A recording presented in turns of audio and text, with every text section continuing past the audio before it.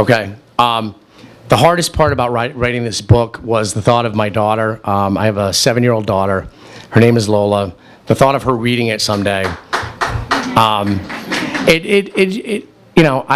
wrestled with it for a while, and at the end of the day, I decided that, being honest and telling my story and sort of coming clean was maybe the best way to lead by example. And so I wrote this letter. It's to her. This is not in the book, and this is going to be tough, okay? And I'm not going to look at anyone. Okay.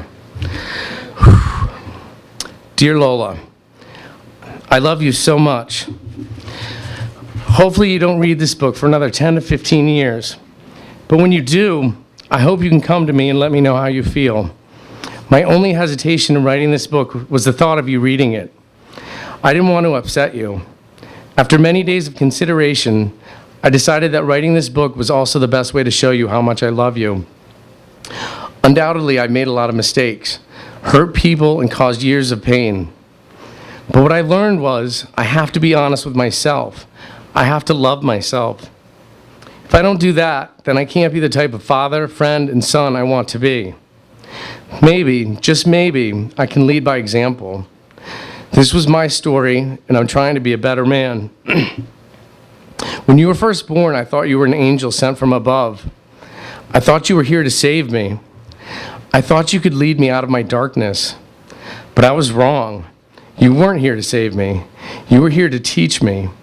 You loved me when I couldn't love myself. You're an angel sent from above. I just didn't know what kind.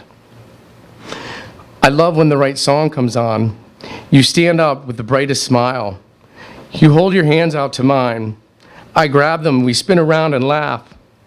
Or when we sit quietly on the couch, we make sure a foot or hand has contact with the other. I try to make dinner and you giggle. I tell you to eat healthy and you tell me to stop drinking soda. We finish each other's sentences. We race in the playground. We swim. We play. We tell each other bedtime stories. We hug. We sing. We ask each other what's wrong when the other one is sad. We help each other. We say, I love you. I love when we dance.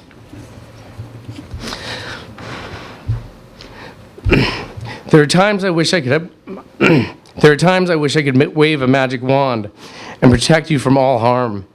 But I realize I would be depriving you of the greatest gift, learning from what life teaches us. It pains me to see you skin your knee, or when you tell someone was mean to you in school. I want you to be safe, but I also want you to experience life. I learned my greatest lessons from my most painful experiences. I'm here for you forever and always. But I also need to learn when to let go. Together, I know we'll figure it out.